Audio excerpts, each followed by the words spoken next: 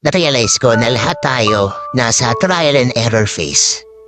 Hindi natin alam kung tama ba yung ginagawa natin o kung meron ba tayong mapapala sa mga desisyong nagawa natin.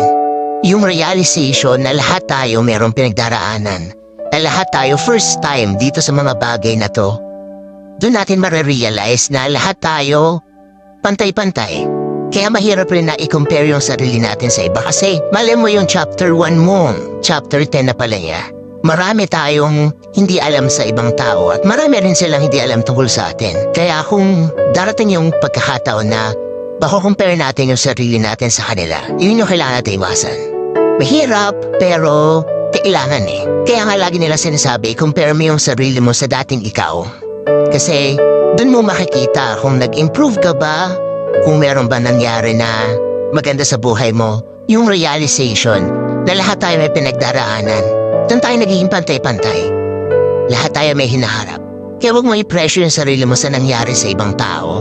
Kasi may sarili kang labang pinagdaraanan. May sarili kang path na tinatahak.